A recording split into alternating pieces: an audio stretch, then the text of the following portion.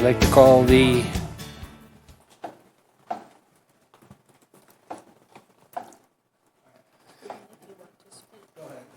good afternoon. I'd like to call the June 18th, 2024 Agriculture and Rural Affairs Committee to order, please.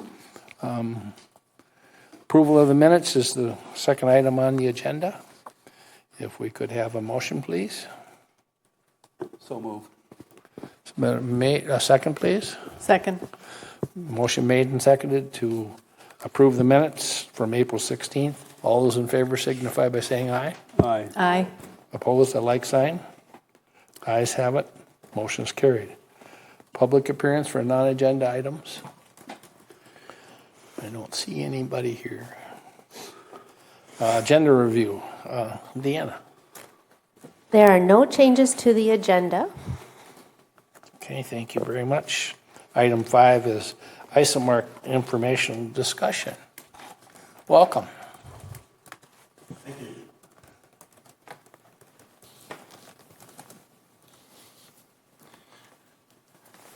Do you want me to just Introduce yourself and Okay.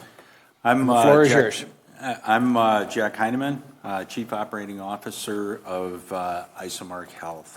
And, I'd like to start with thanking Joyce Fry and Mike Zimmerman for organizing this opportunity for me to present, as well as they've been very supportive of Isomark in the community since we came.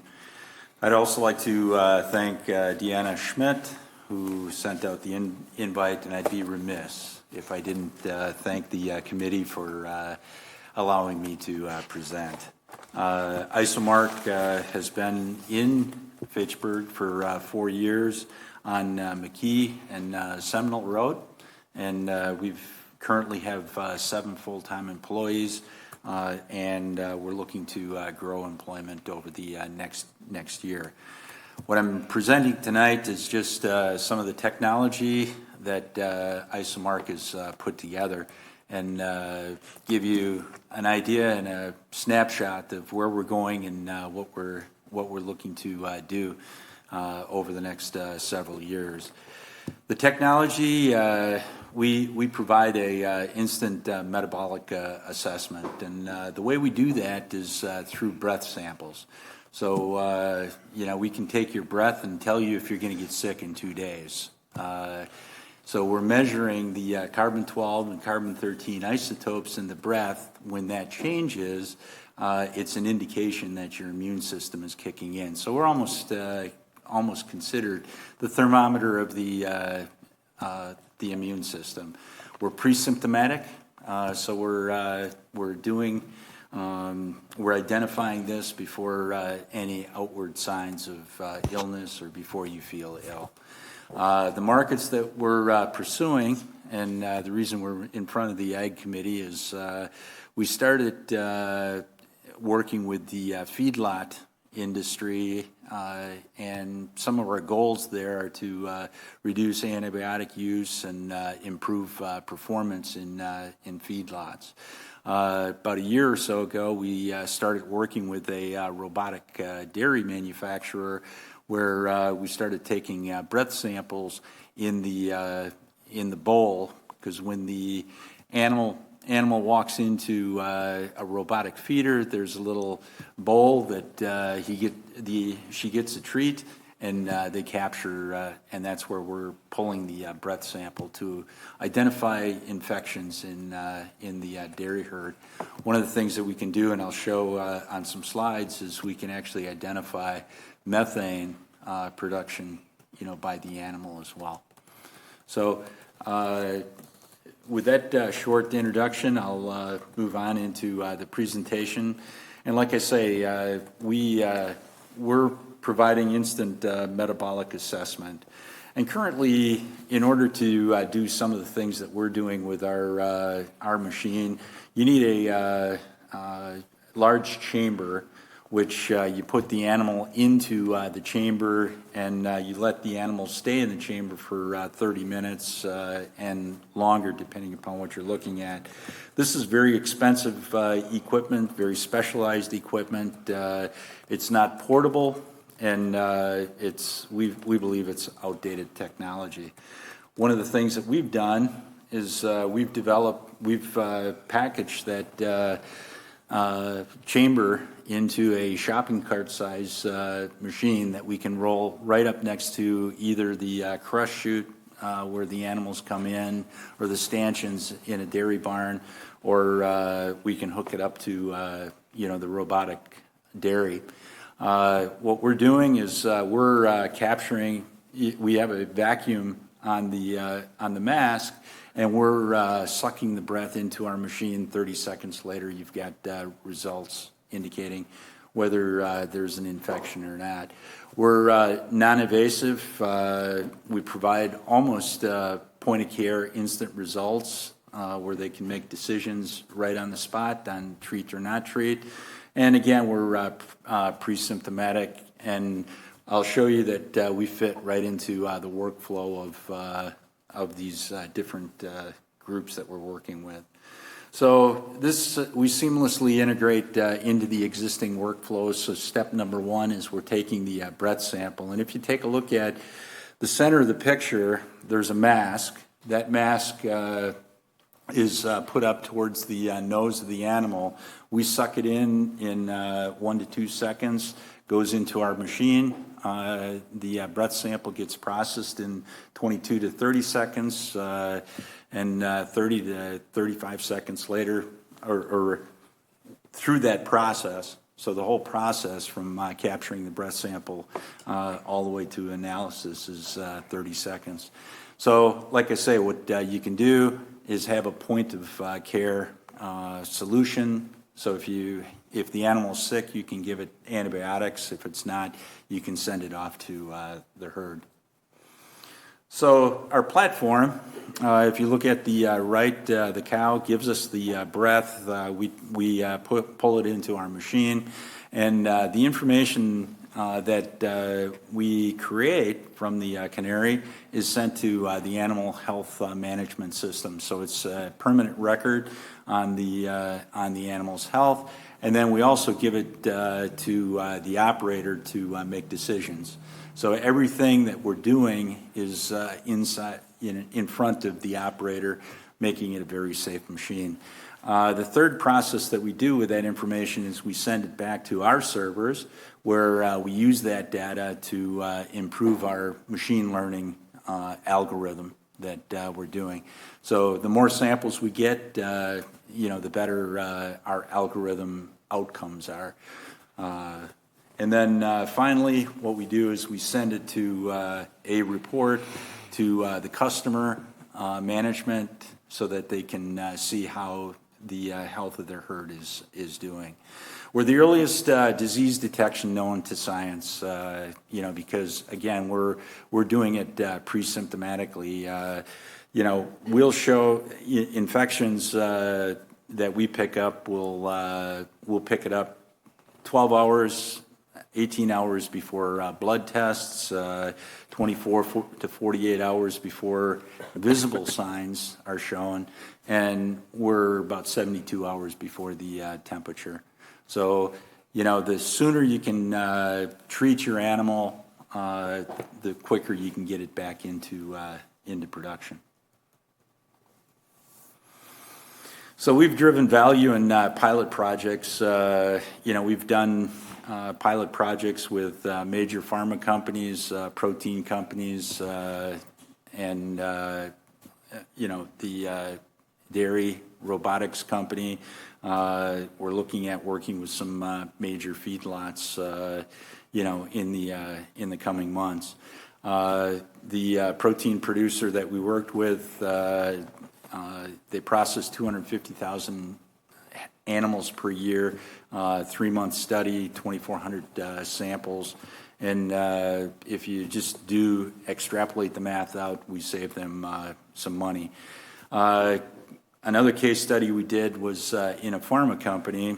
This was a clinical trial where we were looking at vaccinations. And what was interesting about that is we were taking 2 breath samples a day, and we had 22 animals that we were working with, and we divided them in 2 groups. One of the things that happened, we took the breath sample in the morning, we put a known pathogen in, and by the evening breath sample, we were picking up the infection. And the graph on the right are animals that were vaccinated, and you see the straight line going across. The straight line shows that the animal was responding to the vaccine. That quickly, wow. Go ahead.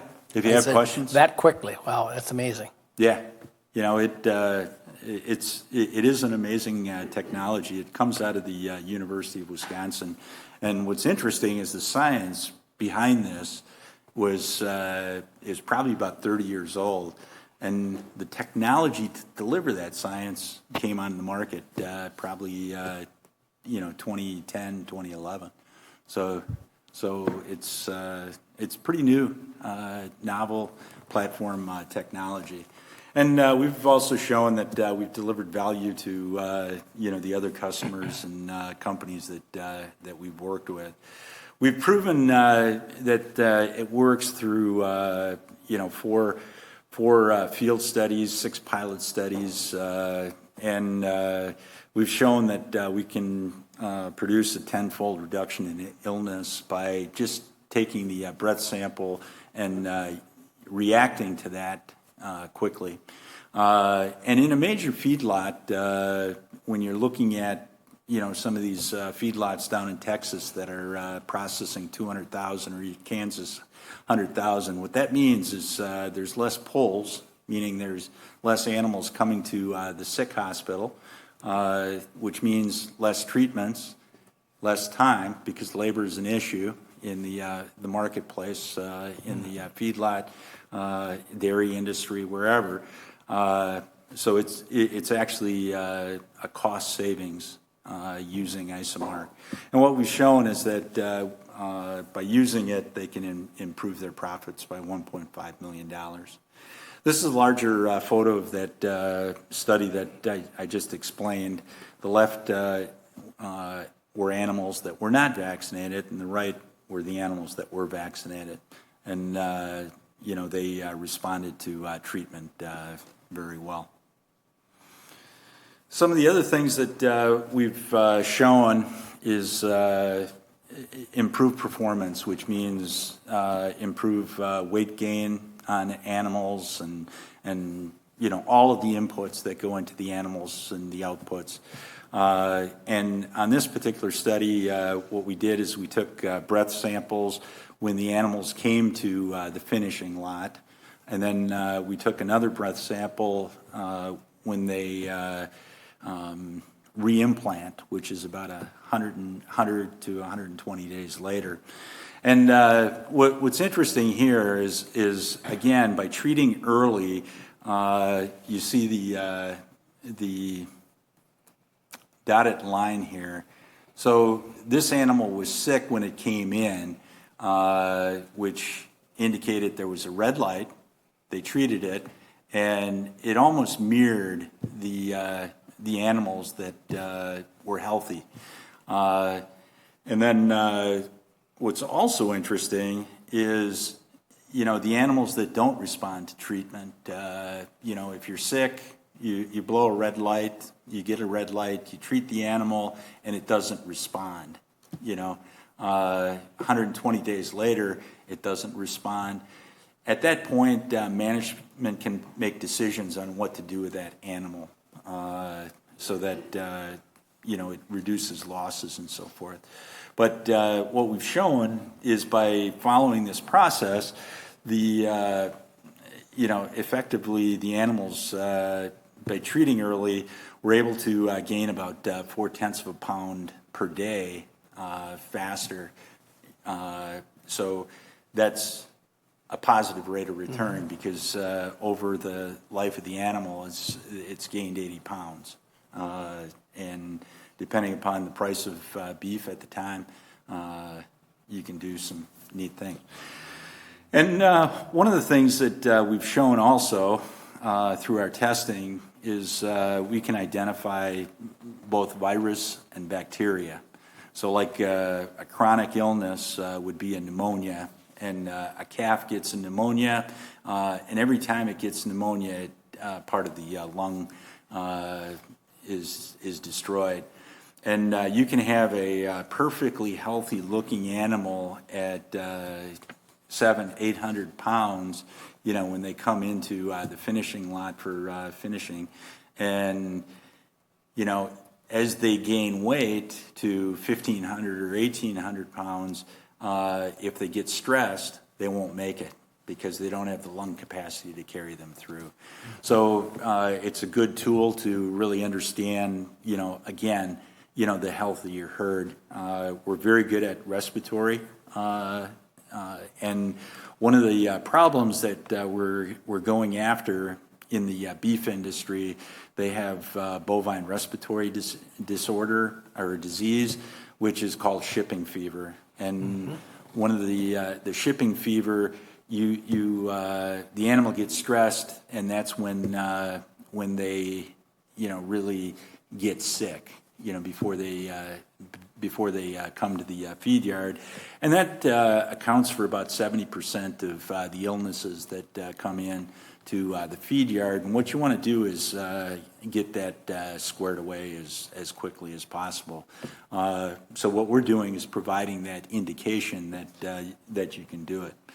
The other thing, everybody's talking about greenhouse gases and so forth, and agriculture providing our animals and ag, and everybody's providing this kind of stuff. Well, what we've been able to do is, with our breath, because we're working with carbon, is we've been able to identify animals that produce a lot of carbon, medium amount of carbon, and healthy, which is normal carbon output.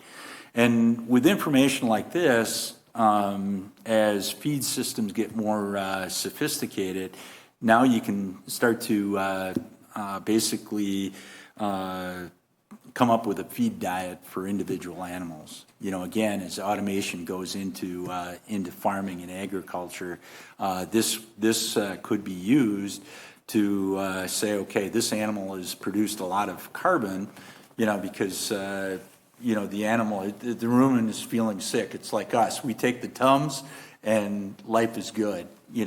If you think about it, more visionary, you could say, hey, we'll give the cow the Tums so that, they feel better and they become more productive, as you go forward.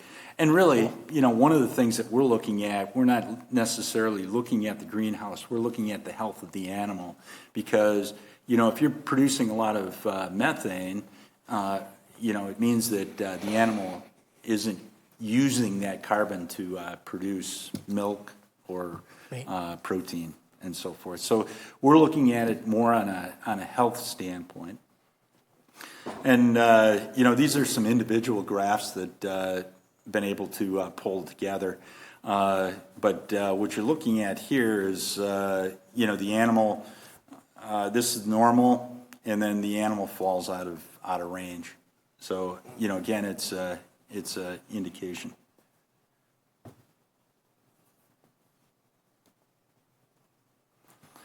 And, one of the things, our performance, we're about 95%, or about 90% effective. When I printed this slide out, we had about 60,000 breath samples that we collected. Now we have almost 80. Moving in towards 90,000. And one of the things that we've done with our algorithm is, what we're doing is making it conservative so that we're not, we're minimizing the animals that we miss that would be sick. So just from a risk management standpoint, we've got basically 5 granted patents, and today we've got three patents pending. We just submitted one several weeks ago, and we've got 15 peer-reviewed papers. So we know the stuff works, and we've got a world-class team. Not because I'm on it; it's because of the other people that are on here. But Fariba, Dr. Fariba Asadi Porter is our CEO, and she's worked in this area for 25 years, and she's got business experience as well. And Dr. Hassam Dashti is a computer scientist, got his PhD out of UW-Madison. He's got a joint appointment between Harvard and MIT. And then Dr. Shane Hubner also did research at the UW-Madison and joined our team about a year ago. I joined the team in 2020. I've got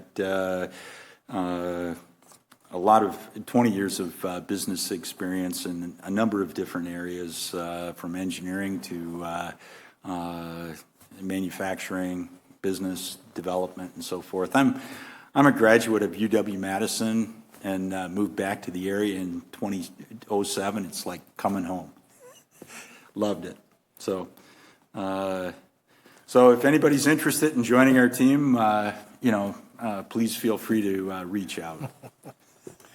Before the meeting, you and I had chatted briefly about the heat detection in animals. Yes. How could you? Because it could be revolutionary. Yeah, one of the things we're working on a project. We feel that we can identify heat. The animal going into heat. Several days before. The current technologies can do that, and we're entering a project right now where, we're validating that. Are you talking like estrus heat for breeding, Yes. Mark? Really? Yeah. Mm-hmm. How do I buy one of these things? Just come down to our office. We'll write the paperwork up for you. How expensive? Like, are there different? Well, it's basically what a farmer's going to do is lease this equipment. It's actually a capital expenditure, and based on 100,000 tests, it's less than $2 a test. Yeah. Really? What you spoke about the beef and the dairy industry. Yep. Have you guys done any work in any of the other animals, horses, or Now we're talking. or Well, actually, one of the for example, or yeah, actually, swine industry? Actually, one of the things, and the reason we started out with beef is because, one, there's a lot of them. The U.S. processes about 30 million head a year, and they all have ear tags. They're all well marked, and we could tie and we know where the market is. The market is in the central part of the U.S., Kansas, Nebraska, Texas, Oklahoma, Colorado. That's where the bulk of them are. So it was an easy market to get to. But to your point, we are looking at horses because this is a platform technology. We all exhale carbon-12 and carbon-13. We're also ultimately going into the pet market, dogs and cats, domestic market. I've got a question. Yes, sir. You mentioned these large feedlots. And maybe I didn't quite pick up on it, but you're talking about 10,000, 20,000, whatever, large feedlot, all bunker fed. How do you collect in a large lot when there are thousands of cattle out there and you're looking for the one that's sick? Well, what we do is we catch them upon arrival. So and the feedlots that we're pursuing are 60,000 and above. And so if we can catch, the illness, on arrival, so they come off the truck, they rest the animals for a day, and then they process them through, a crush chute. That's where we're picking up the infection. Because what you're seeing is that what happens with these large feedlots is they know they're getting sick animals in because they have to, if you're shipping out 5,000 animals in order to maintain, profitability and, demand, you got to bring in 5,000 animals. So they don't necessarily have the luxury to say, I'm going to take these or I'm going to take these. They're buying off the exchange and saying, okay, bring these animals in, or I'm bringing these animals in. So we're detecting, right at the chute. So you're actually preventive then for the entire herd, That's correct. as opposed to finding animal that is sick Yeah, in the existing herd. yeah, we feel that we can, if we take your breath sample today, we can identify it, that the risk of that animal getting sick in 7 to 14 days is low. And also the risk of it spreading to the other animals too. Risk of spreading things. Yep. And as we said too, when the animal comes in on the truck, they're stressed. When you're stressed, that's when you can pick up, infections. And quite frankly, these guys are like kindergartners out there. When they get out there, they're licking on the feed bunk and doing all that kind of stuff. So if we can manage the risk within 7 to 14 days, it's minimizing the cull boys going into those feedlots I'm really interested in the technology. So I know, like you mentioned, that there's a PCR test somewhere in your machine for the viral portion. Not a PCR. We don't use PCR. You don't? It's all breath. Okay. It's Unlike- all breath. okay. What I mentioned is we're earlier. We can identify the illness earlier than that. Huh. Do vet clinics have these? Not yet, but give us time. No kidding. Any of the rest of the commission? Yeah, I've got some questions on, Hopefully they're not hard ones. no, they wouldn't be coming from me if they were. I appreciate your, coming here for one, and it's very interesting. I was just wondering how local, I know you probably have started out in beef lots, more or less with your testing and all, but in local Wisconsin dairy, have you interacted with some of the large dairy operations?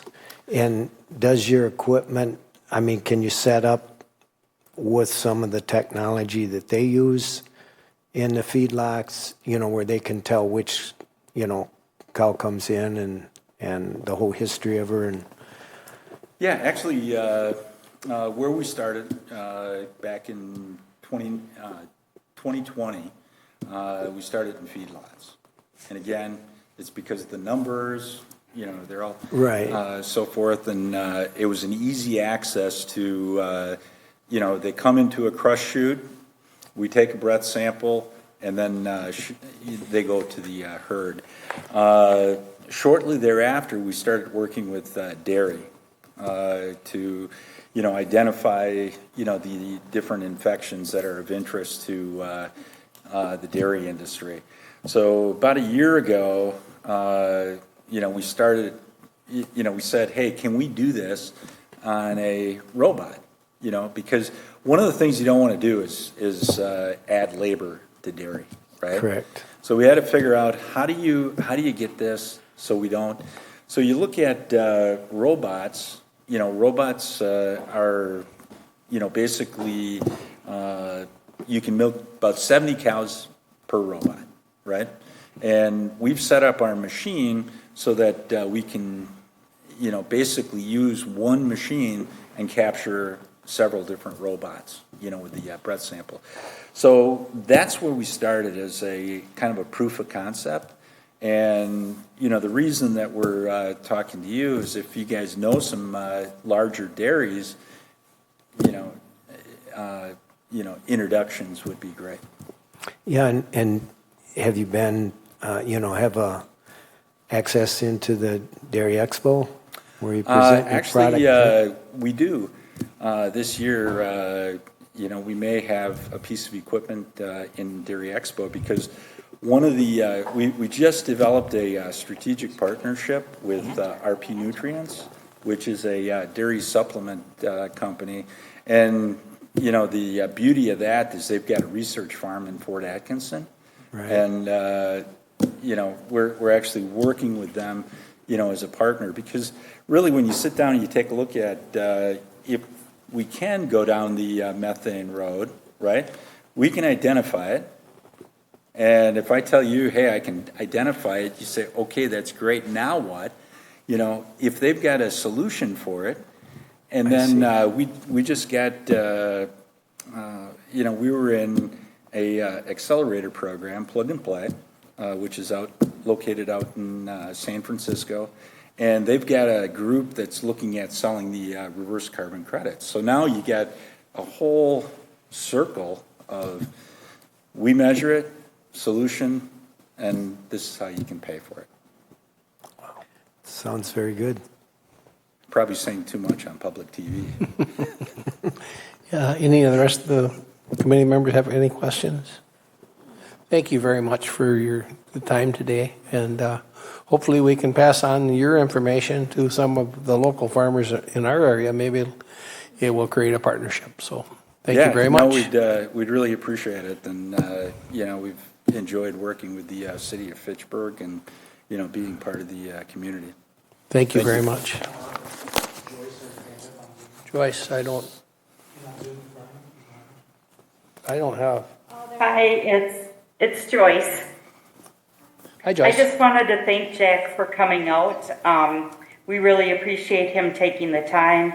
He has some amazing technology, and we wanted to just let people know that there's a lot more to farming than just what you see out in the fields. They're doing some really cutting-edge research and work on keeping the animals healthy. And hopefully, Jack, someday you'll be able to put that breathing apparatus on humans and detect illness. So That's great. I'm looking forward to that day.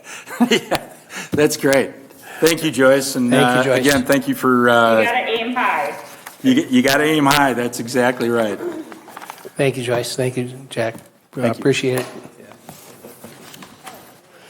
Fascinating. Okay.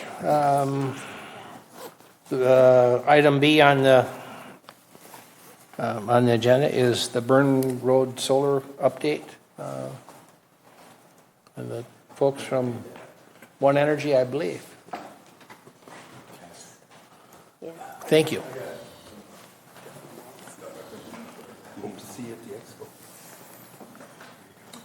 If you want to work on a bunch of horses, I live here. Do you really? Yeah. You need call. Okay.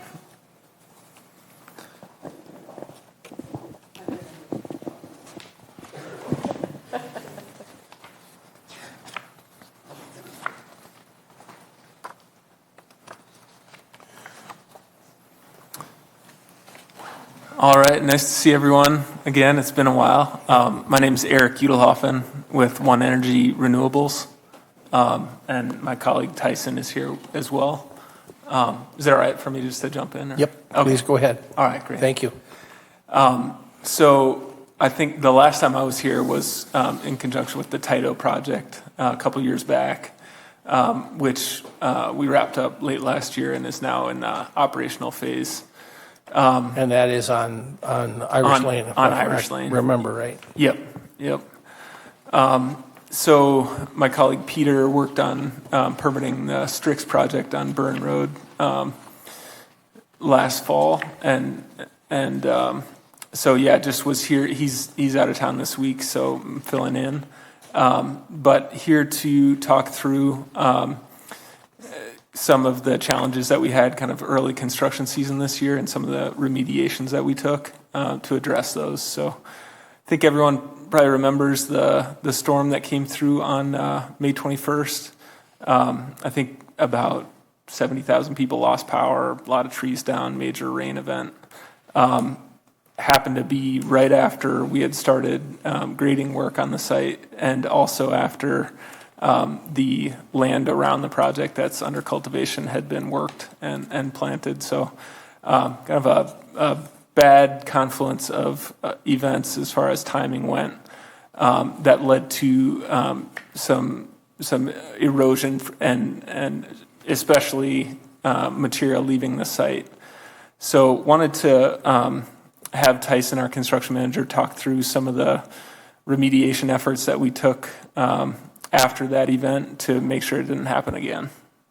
And that's what the packet outlines. So if you can maybe talk through some of those.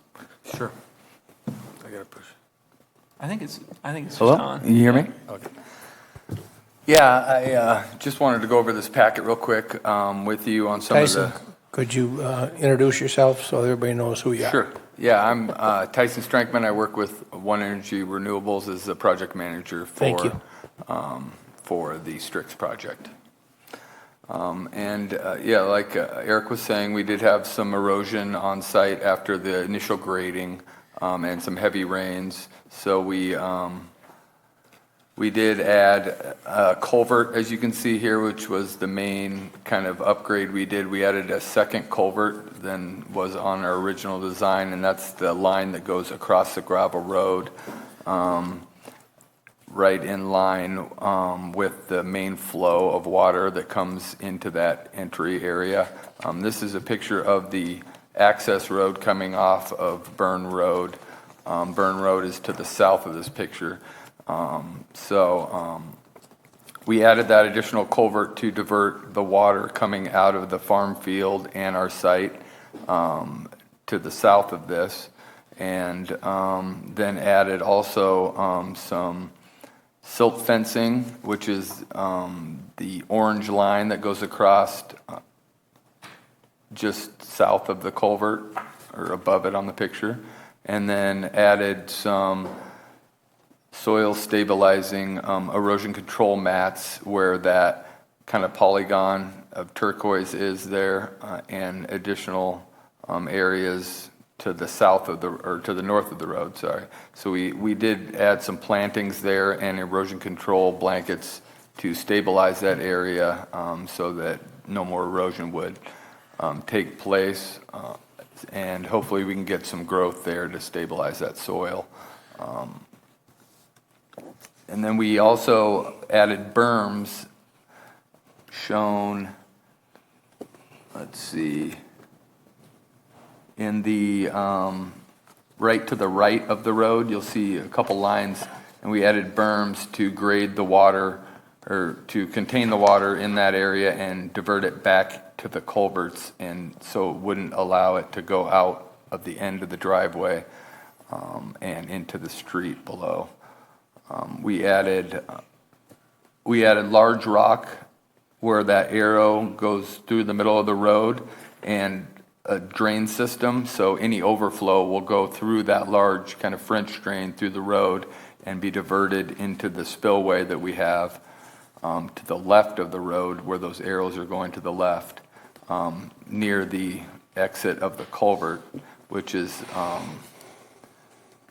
right next to that job trailer there. There's the exit of the culvert on the left side of the road with some large riprap rock to break up the flow of the water and allow it to go in its natural downhill path behind that job trailer and filter kind of through the trees and into the ditch on the side of the road, as it did before we did any construction on the road there. We also added some straw wattles up in the field, which are the blue line on the upper right-hand corner, and that's right above the silt fence, and then another silt fence farther up, which you can see in the pictures that follow this drawing.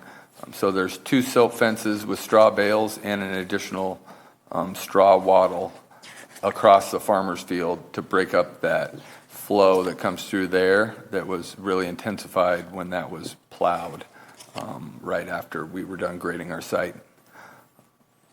We also went inside of the fences and added additional erosion control inside of our site to kind of slow down the flow and keep any silt on our site while we were establishing a temporary growth after our grading was done. So after we graded, we seeded it.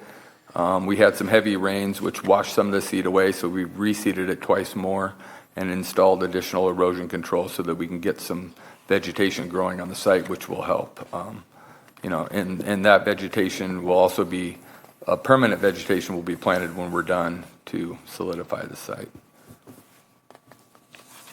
You want to walk through our photos? And if you go, second page is a picture facing back towards Burn Road of the first silt fence. It was the orange line on the first drawing, and you can see the rocks and stuff where the entrance to the culvert is, as well as the erosion control blanketing throughout that whole area where we planted a cover crop and then put the erosion control blanket over it so it didn't get washed away if we had more rain. You can also see additional straw bales that we put to slow the flow of the water through the field. In the next picture, you can see from right at the entrance facing the other direction up the hill, we have additional straw bales along our access road to slow down the flow and allow us to get more growth in that area that was kind of washed out when we had those big rain events and had just seeded those areas. And then the next picture is farther up in the field facing away from Burn Road, and that is the straw wattles that were the blue line on the first picture. And then behind that, the second silt fence with straw bales to help slow any erosion in the farmer's field, as well as keep any silt from coming down into our entryway. And you can see the corn is starting to fill in, so that will definitely help as well, just have vegetation in that field. And I got one more picture here of on the left side of the road in that first picture where the two culverts exit, or the water exits the culverts, and that's where we laid the large rock to break up the flow of water, and also some erosion matting to keep any erosion from happening around that area. And that extends all the way behind our job trailer there to allow the water to slow down and to kind of dissipate so it doesn't create a river coming out of that area. And then this last drawing is just kind of an overview of everything on our plan, which shows the two orange lines are the silt fences out in the field with straw bales on each side. And then the blue line is the straw wattles that go all the way across the field to stop erosion. And then you can see the kind of polygons that are turquoise on each side of the road that show the blanketed areas. And then the riprap is the smaller boxes where the culvert goes across the road there. And that yellow line going across the road is the new culvert. So we're working with Westfall as the general contractor on site. A lot of the folks, they're a local contractor. A lot of the folks live nearby that are working on the site. We've been real happy with their responsiveness and just overall been a great crew to work with. So I guess just wanted to, Mark, appreciate the invite to come out and describe kind of some of the difficulties that we faced early on and the efforts that we took to try to improve the situation out there and make sure that the exit of any aggregate or sediment from the site onto the road does not happen again. I appreciate your responsiveness, because when I've come over to talk with you, you guys have been very responsive, and we really appreciate that. I have a couple questions, and I'll open it up to the committee. Did anyone from the city speak to you about the ditch cleanup on the south side of Burn Road?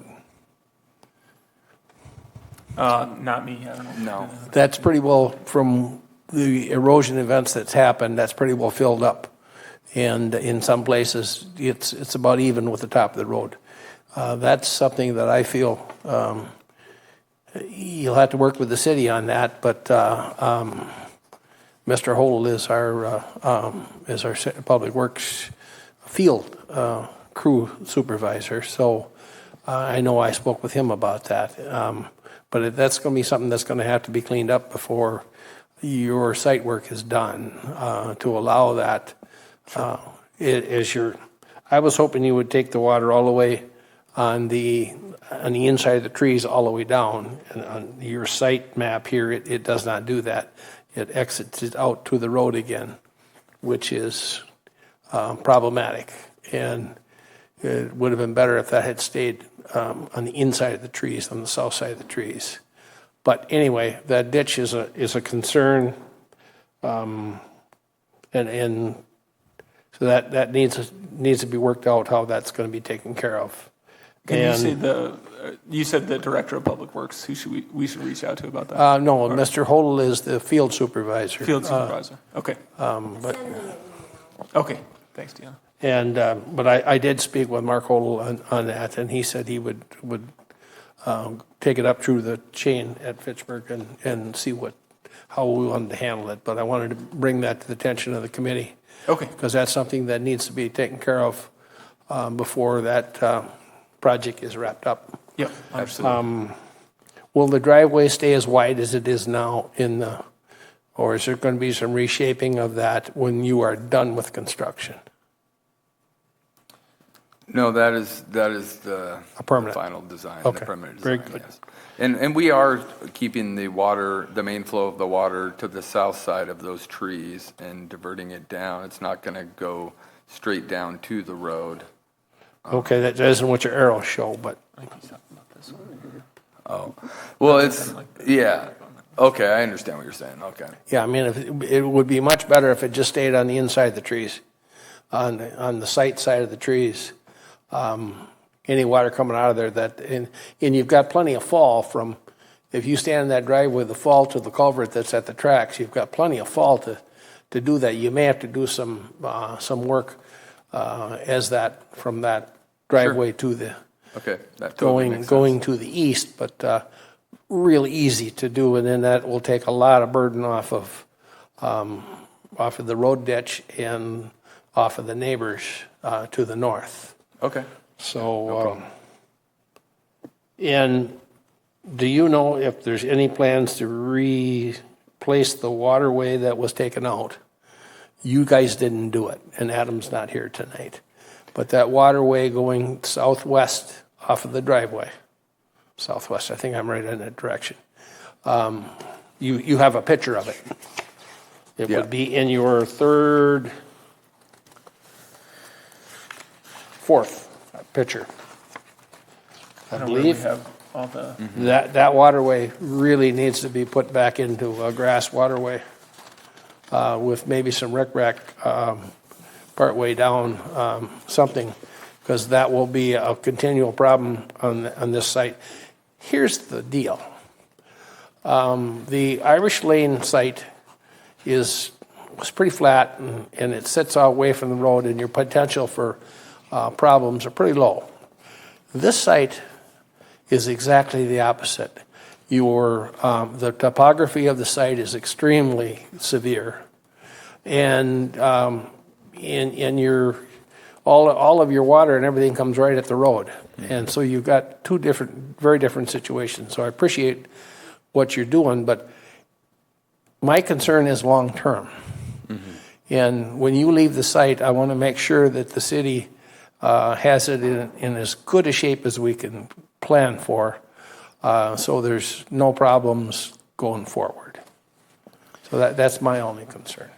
Understood. Yeah, we during construction we have rights to work outside of the lease area to implement best management practices like what are in this in the site. For example, like in the waterway you were mentioning, we can do that through the lease agreement during the construction period. But what then our lease area constricts to the access drive and the fenced I perimeter. basically. understand. But it's definitely something that we can talk to Adam about as far as establishing that back into a waterway. Well, I think it would help everybody involved if we can get that. That never should have been taken out. So if we can get that put back in, for sure it's going to help. And so anybody else on the committee got questions they'd like to ask of the gentleman? Since we've made like all of these enhancements and improvements, I mean, it's rained. How has it been handling it? It has been handling, I mean, we haven't had any large rain events. We've had a couple like where it rained like a half inch in like an hour and a half, and it showed no issues at all. So, and it's diverting the water correctly. We had somebody on site making sure the water was flowing as we had predicted towards the culvert and then spreading out after that. So it handled what we've had so far perfectly. Yeah, it's the severe events that concern me. Sure. So anyway, any other? Irish Lane has been washing across there like terribly bad. I drive through like wood chips and terrible stuff. Yeah, but that's not from the solar site. Oh, okay. That's just erosion from the farm fields. And what is your schedule for this to be completed? I mean, is it pretty much still on track then? Yep, we're on track to complete it by the end of the year. Okay. Yeah. Very similar timeline to the one on Irish Lane where majority of site work is done before Snow falls and frost. Yeah. And we'll be seeding it for a permanent, crop to be on the site because it'll be used for grazing animals as well. So it'll have a crop on it, and that'll help significantly, moving forward for a permanent, solution. But we'll also address, the drainage as you spoke about. okay. But as far as just the construction of it is one thing, but as far as bringing it online, that would probably be later. Yeah, it usually takes about a month and a half to go through the final commissioning, get everything to where it can be up and running. So when Tyson mentioned the end of the year, that's for it to be operational and sending power back onto the grid. Okay. Thank you very much for coming in. Great. Thanks for having us. Yeah, please don't hesitate to reach out anytime. All right, very good. Any other questions? Anybody here? Okay. There is a member in the audience, a neighbor in the audience. Mr. Gunlock, do you have anything for the committee? I'd just like to know when they're gonna fix my yard. With the washout. When do you plan on doing that? Yeah, I was going to bring some mulch over. I know you said you were out of town, so now that you're back, I can When come do you over. plan on doing it, so I'm around? What works for you? I can come out this week. Yeah, and, I'm gonna have to look at that stone wall on the east side of my driveway too. It washed underneath that, so we may have to rebuild that too. So, cause it washed out one of the rocks and I think it washed underneath. So I wanna look at that real close. Okay, we'll come by and look at it. I already talked to you about the mulch and what type you want, so I can bring that when you're ready. Just get something close to what I've got. Okay. I don't want red or yellow, any of that. Okay. No problem. Sure. I trust that you will work with Mr. Gunlock on that concern. And thank you for coming in. Thank you. Thanks for having us. Yep. Take care. Okay. Update on the O'Brien Solar. Deanna, I think you have something for us. Yep, I'm going to take this one. I am in contact with John Armstrong and his team with MG&E. They indicated a couple of weeks ago that they are working to enter into a contract with a local landscape company to replace the dead and dying trees and shrubs on the O'Brien site. And then they will ensure that there'll be adequate warranty provisions, and they're planning for adequate maintenance. So that's my update. They're going into working with a contract, and they're trying to do it. Okay, anybody on the committee have any thing on the O'Brien solar maintenance? When you mention adequate maintenance, does that mean the panels that aren't working also will begin working again? Is that part The of it? contract that they're working on right now is specifically for the landscaping. I will certainly add that to my next email about the improper orientation of some of the panels. It just seems like you're losing a percentage of solar if they aren't pointed the right direction. The need for the amount of energy from that site is controlled by if those panels are turned back, a certain percentage of them are, they're producing less electricity. So is that by design? I've been told it's by design. So in other words, it's not calling for It's more- similar to if you notice up on Highway 12, the Right, epic wind. the wind. Sometimes Some they're of them turning. they slow sometimes down. some of them slow down. Sometimes some of them are turned off. That's that's controlled by the demand for it. And I've been told that this is the same way. If some of them are tipped back, yes, some of them could be broke. But there's enough of them on a regular basis where I think the other explanation is at least part of it.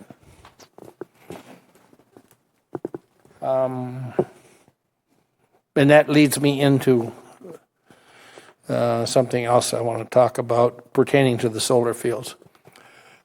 We will, by the end, within a year, we will have 4 of them up and operational in the city.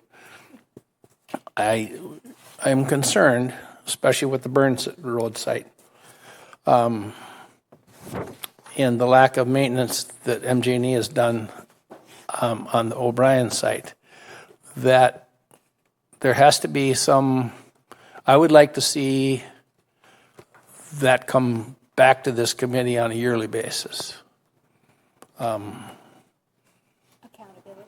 Accountability. I just, it has to fall somewhere, and there's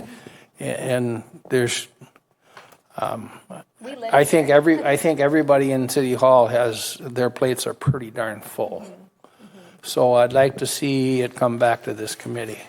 So let's talk a little bit about what you want to come back. So do you want representatives of, now what will happen here, to my best understanding, is EDF Renewables and One Energy, they're going to step away. The lease transfers to MG&E. So are you looking to have a representative of whoever is still in charge, whether it's EDF or One Energy, to come in and speak to an update of their activities? Are you looking for a representative of MG&E to come in then annually? Or maybe someone from this body kind of check in. We know we have 4, so we can peek around. And if we see, it's no secret on the O'Brien property, it was being neglected. And we all knew that. I think there has to be some accountability of some kind. And I don't want to burden the staff at City Hall any more than, so I thought if we would, and to answer your question, it would fall, a representative from MG&E would once a year come and review whatever they have, or if there's another site that comes to us that's maybe another energy company, that they would fall into that same responsibility. Okay. Nicole? Or if we receive a complaint. I just wanted to echo, I agree with you. The most recent listening session, and I'm blanking on the name that was given to the solar farm that we had, the most recent listening session in April or May. But are you remembering it? I think so. Yeah. Yes, thank you. I think constituents there, neighbors there, raised the same point. And I think to your point, having someone from MG&E come and present, because I think also constituents were frustrated that they were talking to someone who was then going to step away from the project. And so they were really confused as to who to go to advocate for upkeep. And I think that will also make constituents feel like I actually know who to talk to and that there's the accountability. Because it's really confusing when there's 3 different entities involved in those listening sessions. You kind of lose the thread of who's responsible. Yeah. Good point. Yeah. Okay. And what do they care? They're just installing it and leaving. The rest of us live here. Well, I hope it's not that callous, but I do have to say, these folks here have done, have been remarkable to work with. They really have. I got to give them a lot of credit. But I don't want to burden the folks here at City Hall. So if we could set up a procedure, the site, Nicole, that you mentioned that will start probably this fall, and the Burn Road site are going to be the 2 critical for because of the topography. The maintenance is going to be a big concern. And so I think ongoing, it would be, I think, helpful. So if we could kind of work towards that goal, it would be wonderful. Item D, Deanna again. Sure, I have good news, actually. Tracy poked her head. Tracy Foss is the Assistant Director of Public Works, and she is working on the ordinance as we speak, so we will get something out very soon. Wanted to touch on just a couple of things, our brief discussion, what we're looking at, and I want to make sure we're all on the same page. What we're looking at is replacement of an existing well on land zoned ag, so that could be AS, AX, AT, and a single family residence could replace a well that had failed. That is exactly what I envision. And we don't want to expand it anymore. All it allows them to do is to replace the one that's feeding their animals or vegetables and the house without having to spend a huge amount of money to hook into the city water and then drill a well for your ag part. It would be it's a penalty. And like within that clause, like if you can't replace, you could re-dig, right? Like, yes, that's what we're saying. So, okay. Repair is allowed now, but replace is not. So, Tracy was using the word replace. Yes. Repair is allowed now. Okay. If your pump goes bad, you can repair it. So repair is okay, and that's in the ordinance now, I believe. But replace is not, so. Is there a situation where replace would be farther away from where the existing one is? It could be. It could be. And does that matter? No, it might make it better. For Tracy or the city?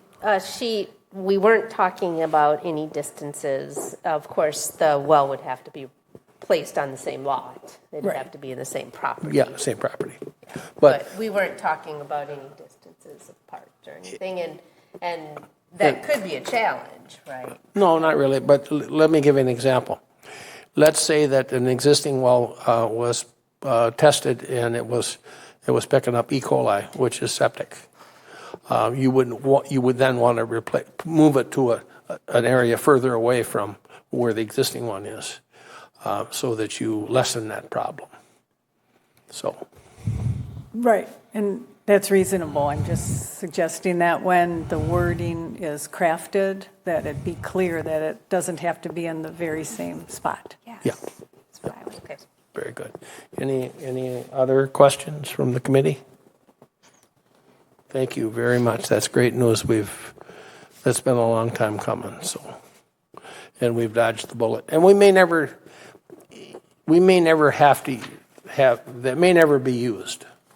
And let's hope it isn't. But I certainly want to get it caught before it causes a problem. So. You bet. Okay, farmland preservation zoning ordinance update discussion, item E. Deanna, please. So we are required, as in the city, is required this year, 2024, to recertify our exclusive agriculture zoning. And that recertification is done by the state.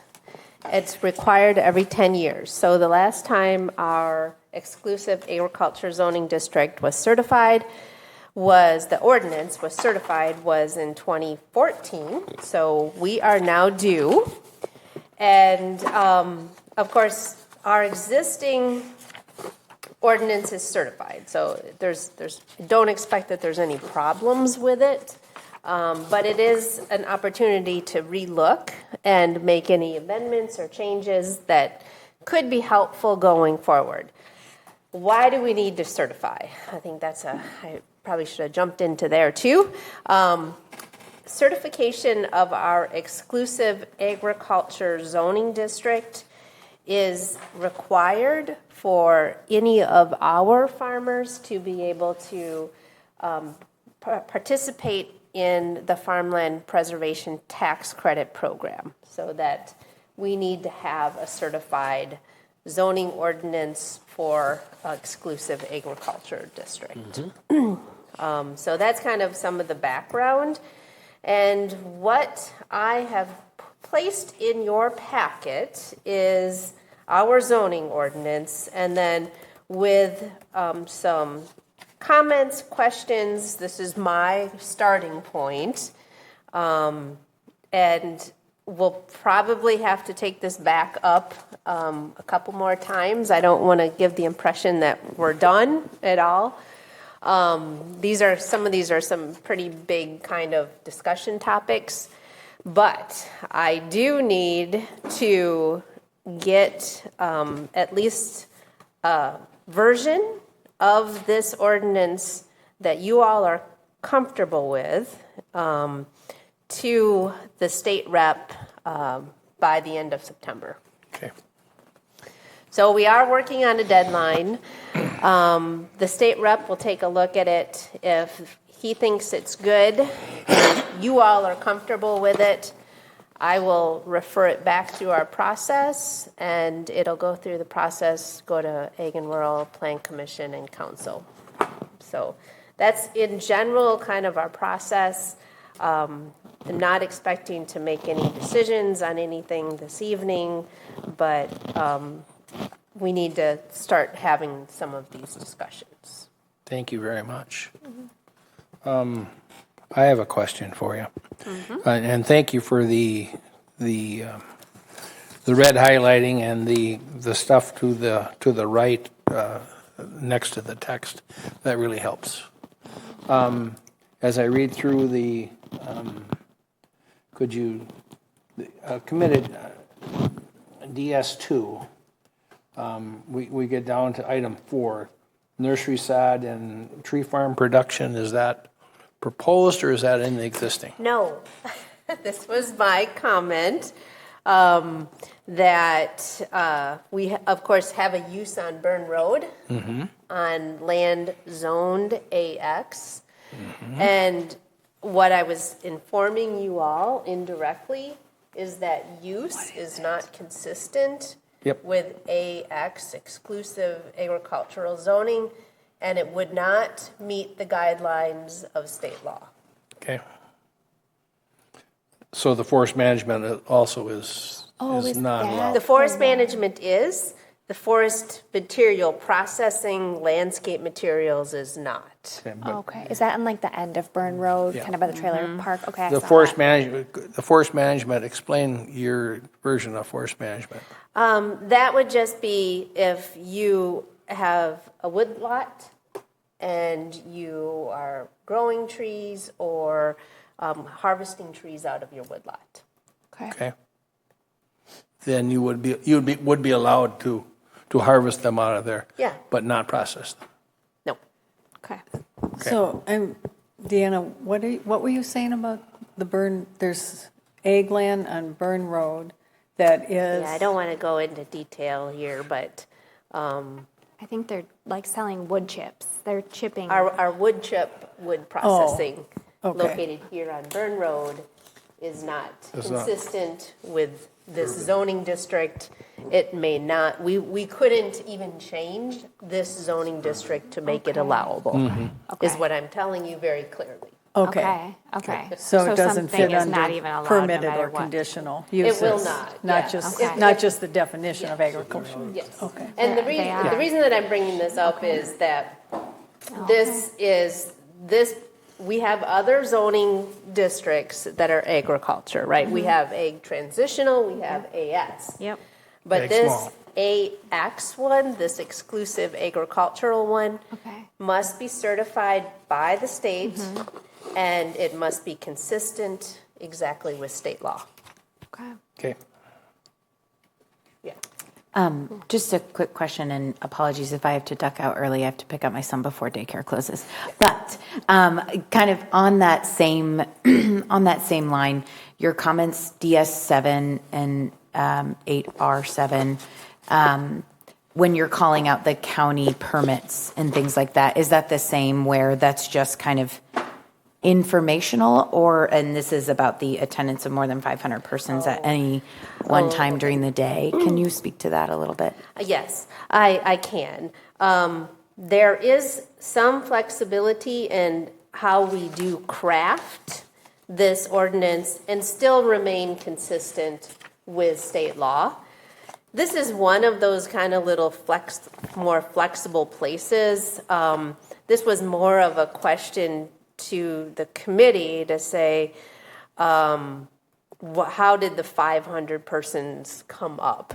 That is not something that's specified in state law of the 500 persons. So So that's on, which item is that? That's I'm on- I'm down on page 3 now, under 6. Right, okay. C. Right.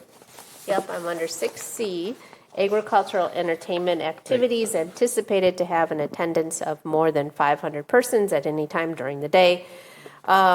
This was more of my question to the committee that might have more history than I do.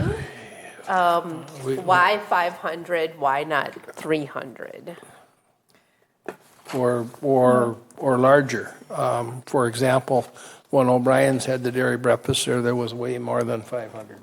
Or when I think that's fine under this ordinance. frequently. Right, because it's anticipated to have more than 500. And so my question was more like, what if it was only 300 people? Well, the dairy breakfast, that brought in a lot of people. Wasn't under 500 permitted already? Yes.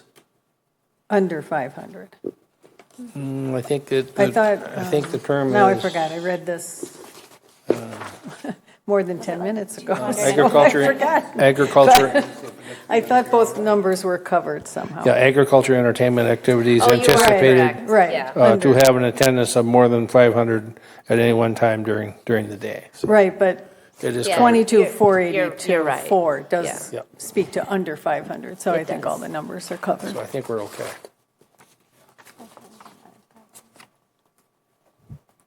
Okay. So I do, well, first of all, Nicola, was there any other questions? Nope, that was it. Thank you.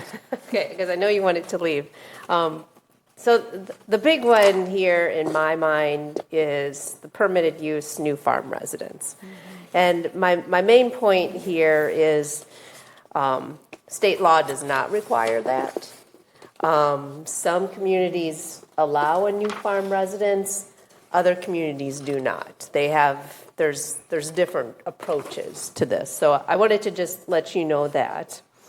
And then, of course, I'm asking you all, should we have some requirements similar to the rural residential development criteria?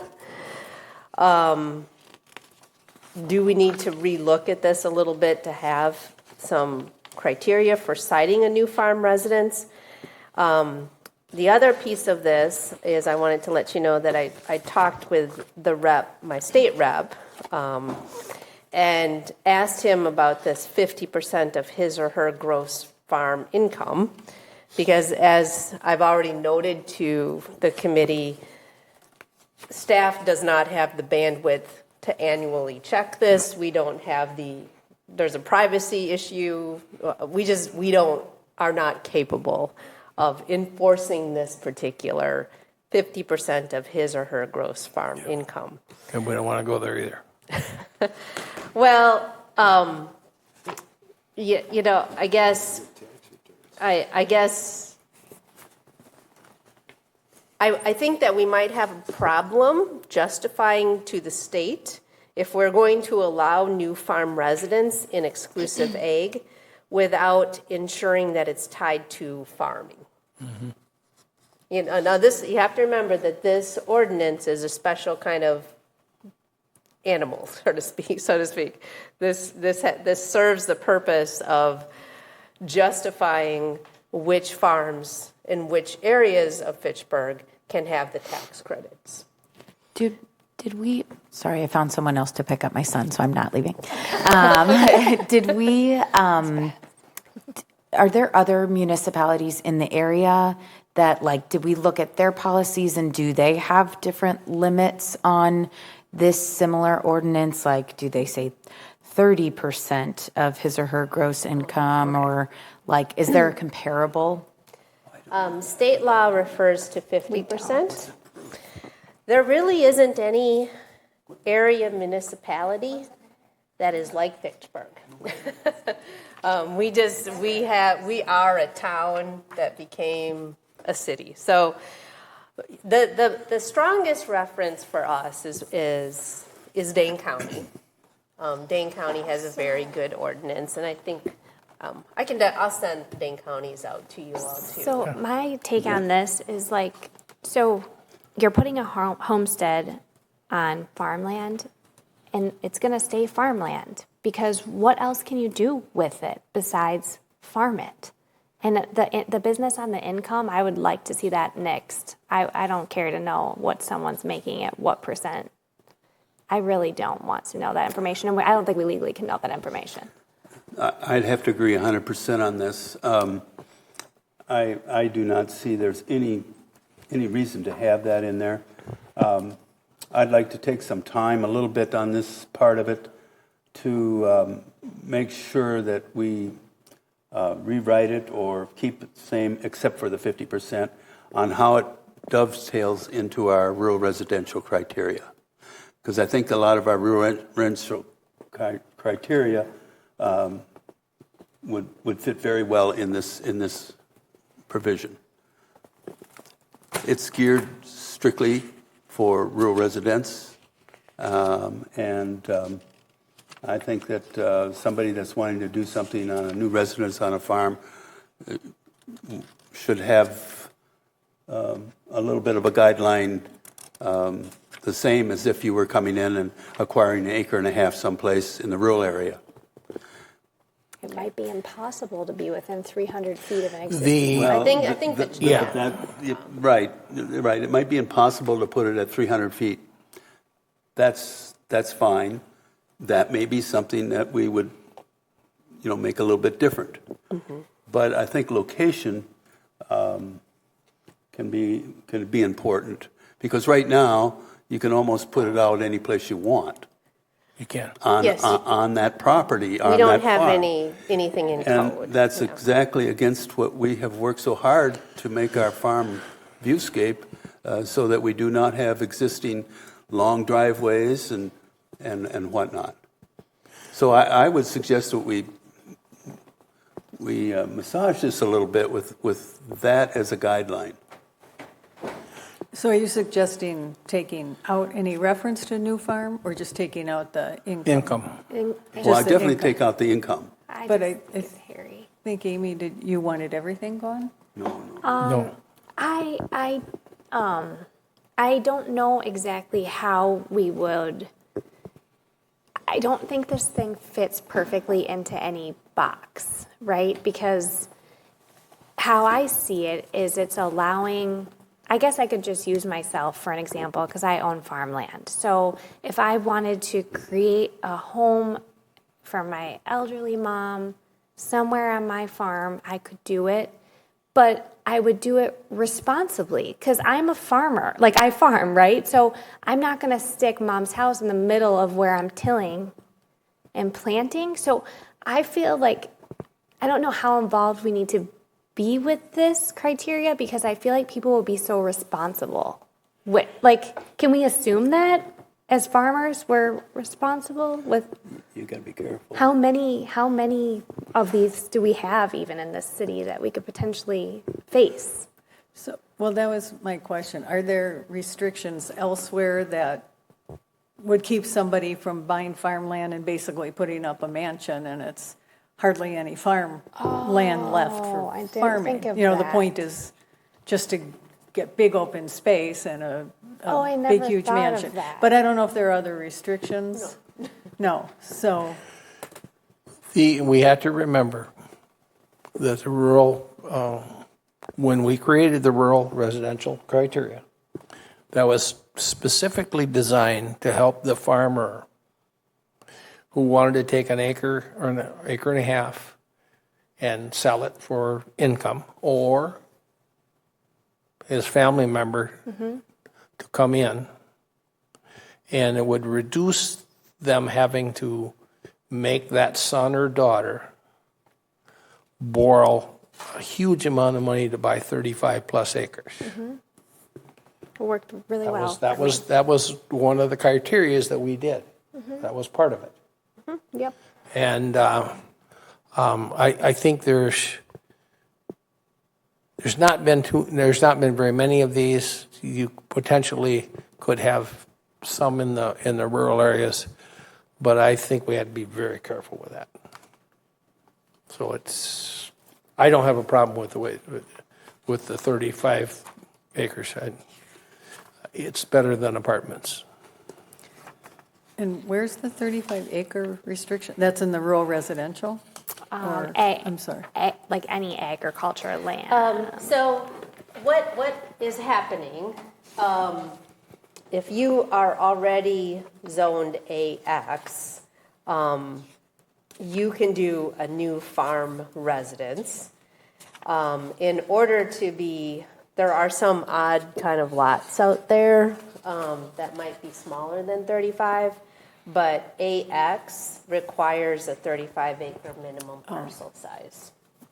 And the other thing it requires is that if you take a 35-acre piece out of an existing farm, the remaining land has to be conforming.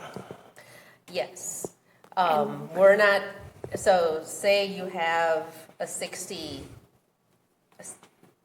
let's say you have a 60-acre parcel. 60-acre parcel and you want to subdivide and keep the 35 and sell off the other piece. And to do that subdivision, we would have to allow you to rezone that remainder. And we don't have to allow you to rezone. Exactly. If it's So- not consistent with our future land use map. Right, exactly. So it has to be conforming. So if you create a parcel, the remaining parcel has to be conforming to the existing codes. So How many of these scenarios, do we have any knowledge of these scenarios, like how many of these scenarios there be? Because it doesn't seem like too many to me. we haven't had very many. Like that I mean, I think there hasn't been much of this. I feel like we're just getting less and less farmland every time I drive around. What's left? Apartment buildings. Well, I guess once you get, all of these are 40s, right? If you guys want to, I guess you can't really Yep. see. Okay. It's kind of hard to see, but, those are 40s, right? Okay. So there's like 1, 2, 3, 4, 5. Is there like 6? Am I counting that right? 7? 6, 7? Well, this is a 40, this is a 40, this is a 40, this is a 40. Oh, I was looking at the dark. No, no. Potentially, there are several 40s. Oh, there is. Okay. Yeah, no, these in the rural are, areas. it's hard to see, but, But these are all 40s. remember, there has Okay. to be, when we look at these, they're not all applicable because you have to have road access of some kind if you're going to do that. There are some, but it's not You as, don't have a driveway length requirement.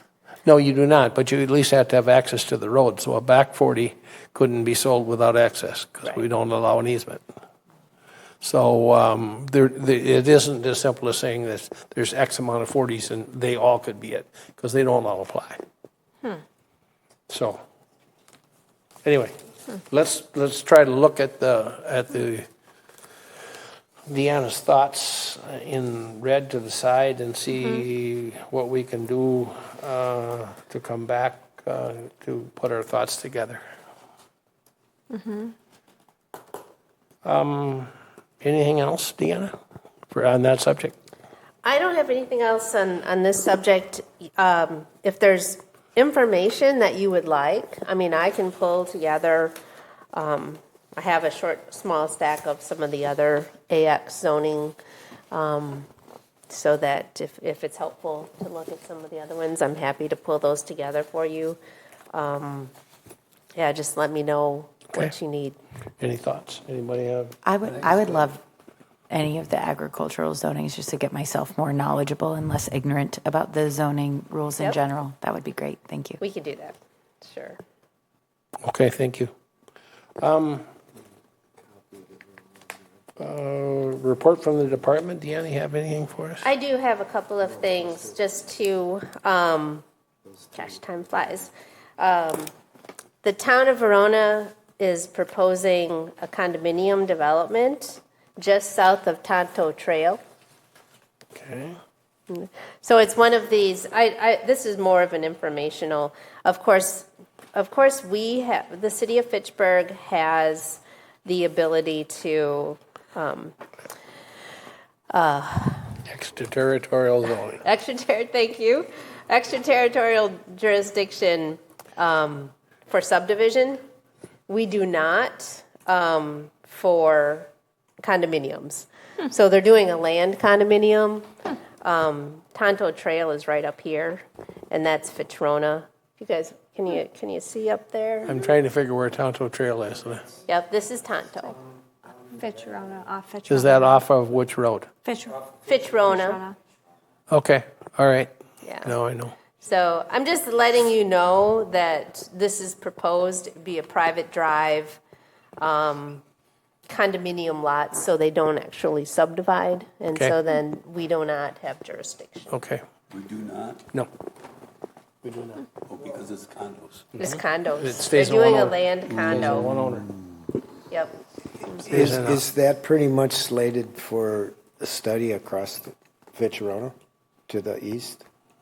Oh, South of- for south of- south of no, tunnel? we will not be doing a condo development, but No, I'm just saying in Fitchburg side of it, across from Tonto Drive and even south, there's a certain amount of that is that under study or is that? we are doing the neighborhood plan just to the east here. East of there. For Yep. South Stoner Prairie. Okay. Just keep in mind, extraterritorial zoning is what caused us to become a city. And we don't have that. No, not in this, but we do exercise extraterritorial zoning. We exercise extraterritorial Zoning and subdivision. and that is why we became a city. Yeah. There's more of a FYI, so that Appreciate that. if you're seeing things and if you're rolling down Fitchburg Road and that comes up in the next few months, and then the mayor's CIP is out for review. It did not get specifically referred to you all. Couple of items that I just wanted to bring up that does have some relevance to this committee is the mayor's proposal for an agricultural museum that would likely be within a donated facility with city renovations. So she is proposing some funds in CIP for that. Lake Barney project it remains in there. I know that's been something that you all have followed closely. That's in there with a small increase in costs, and still looking to anticipate that the Village of Oregon will fund half the construction costs, and just waiting still on the Village of Oregon to do the pass-through. There's a conveyance channel that needs to be done in Oregon. Right, So- through their park. Yep, so that's up for discussion. Is there, have they moved forward on that at all? Or? Not that I am aware of. Okay, yeah, it's dry, so Yep, everybody kind of forgets about it when it gets dry. yep. Which is surprising with all the rain we've had. Well, it's not compared to that year. That we had a lot. Okay. Any announcements, I do not have any other announcements, so. Roger? Yeah. I want to make mention something here about a long-term resident of Fitchburg. Paul Lacey has been a pillar of this community for 99 years. Wow. And Paul Lacey passed away last week. And just wanted us to recognize his participation in this community.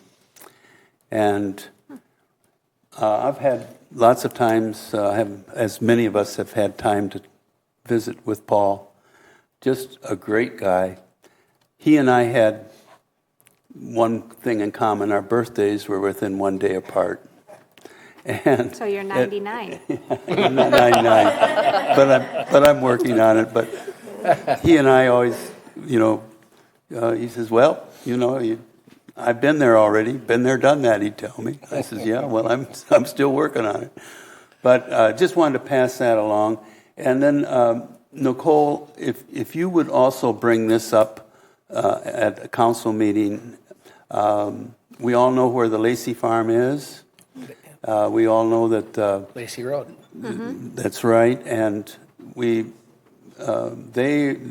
you look at the history, when you look at the history of Fitchburg, the Lacey, the Vromans, the O'Briens, the Kinneys are just a few of the pillars of what we have right now as City of Fitchburg. And we're talking way back at the early 1900s. Yeah, and Paul Lacey was part of that. Yeah, part of that family. So I just wanted to pass that along to this committee. And Nicole, if you would be so kind as to make a mention that he had passed. at the council meeting. Absolutely, I'd be so happy. I recently had the pleasure of actually going on the property and seeing the home and the barn and the facilities, and I know he was a great man, so I would be more than happy. Thank you for bringing it up. Okay. I have one more thing to bring up on Fitchburg Star, which, Roger, you say you don't get it. Some of us in the rural area still do. I don't. And the city is engaging in a strategic plan. And at the bottom, it takes you to a link. Okay. It's linkd.in/GKJ capital P7WQT. And once you do that, it asks you which subdivision you're a part of to continue with the. Oh, and I mean the poll does? Yes, it does. Oh. And if you don't fill that in, it doesn't allow you to go forward.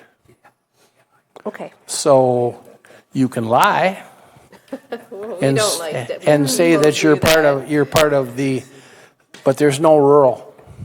I did Distinction. not realize that. Thank you for bringing that up. So do we not want the rural people to? Absolutely not. That is not the intention, but it is what Well, one would we- experience if you went to that page and saw that. So We have, we are one of 3, I believe, that have the uniqueness of having, in the state of Wisconsin, having a fairly large rural area in a city. And we have to start embracing that, not rejecting it. We're not just a holding pattern for when they put apartments up. So it was very offensive.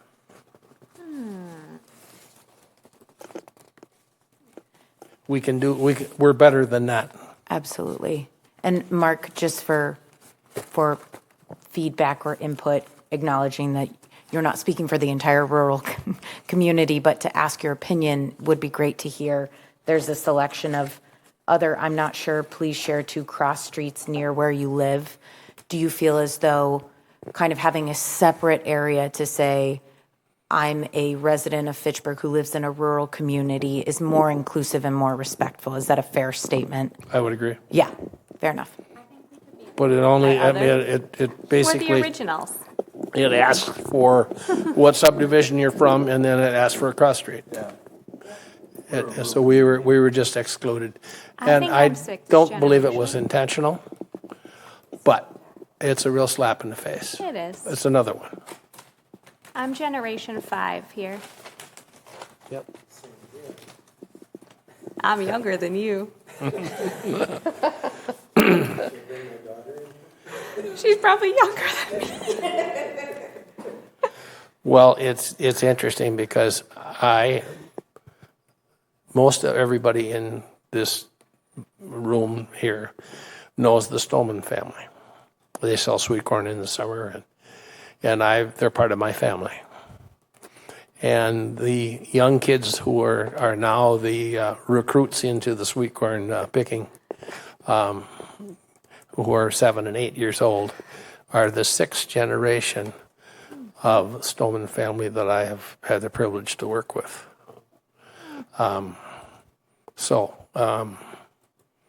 There's a lot of long-term rural families here that are still involved, and we can do better. Thank you. Anything else to come before the committee? I have something. Go ahead. As you probably have seen, Seminole Highway has all been repaved, and they're just working on the shoulders now. And then I was talking to Mark today, Mark Hodel. I was saying that soon, the stripes will come down, and and they did Broman Road and Grandview.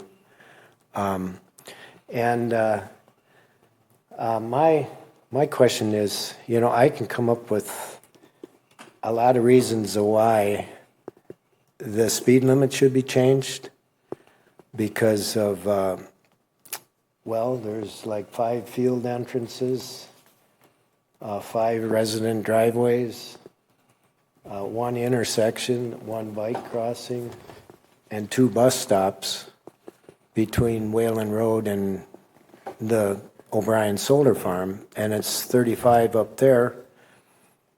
I guess my question is probably to Public Works or the transportation engineer is what are the reasons why it's 50 from Whalen Road up to the solar farms?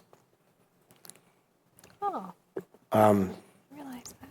You could do a site visit and sit in my yard and see some of the passing and some of the rush hour incidents every day.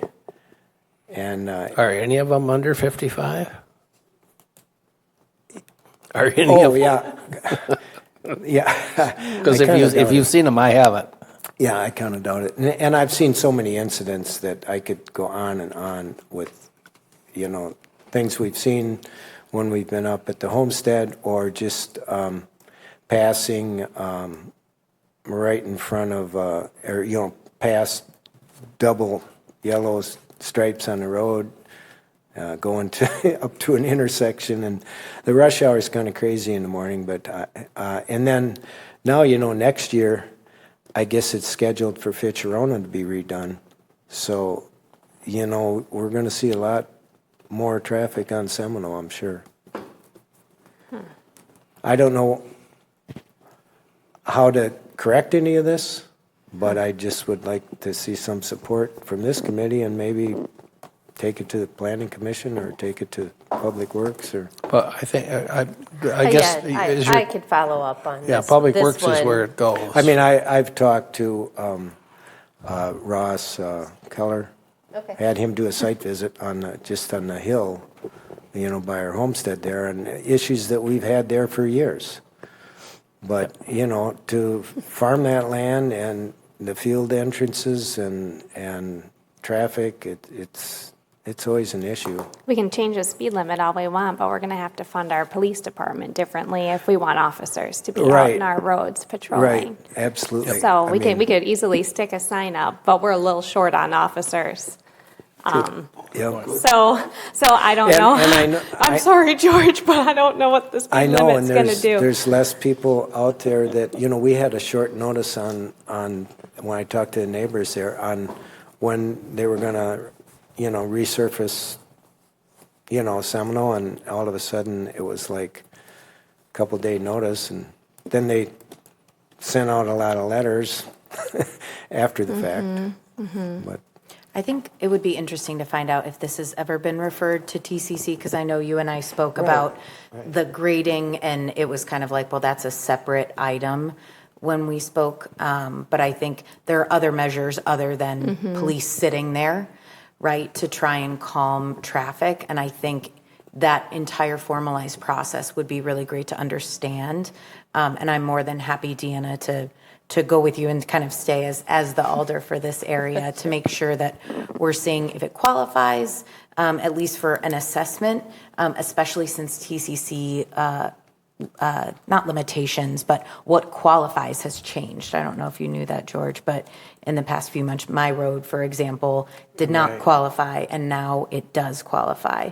So if it's been done like a year and a half ago, for example, it might be worth seeing if that could get put back on the list, or if it does qualify now that things have changed. I mean, all of that is great conversation, but if you have like a police officer, making traffic stops routinely in their presence, traffic is going to slow down. I mean, people are smart. If you issue a few tickets, I don't know how you guys drive, but if I see a traffic stop happening, I'm checking, I'm pumping the brakes, I'm paying more attention. I think they have a bunch of data of different I think that's like level one. action.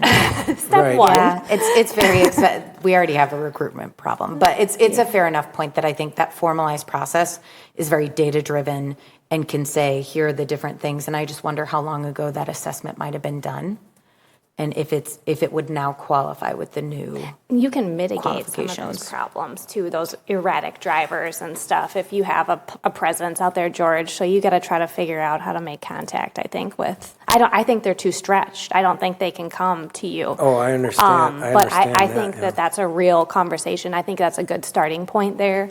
And then worry about changing the speed limit after you've got some police staff.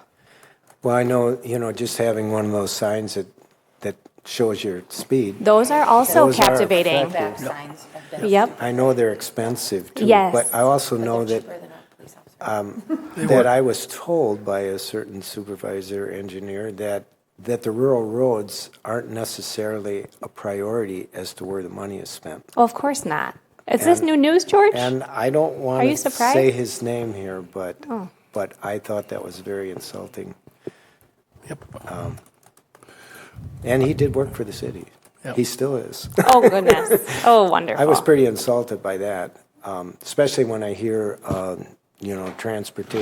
transit committee speaking about lobbying for more bike paths and, The city is you know, very worried about and there's a insulting lot of anyone but bike us. traffic coming out Seminole.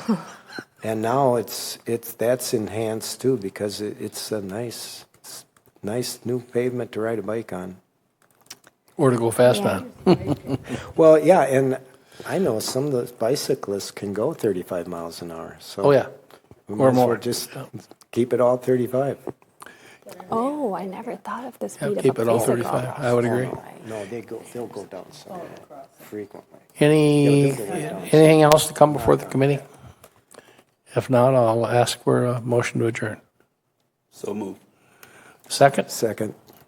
All those in favor, signify by saying aye. Aye. Motion carried. We are adjourned. Thank you very much, everybody.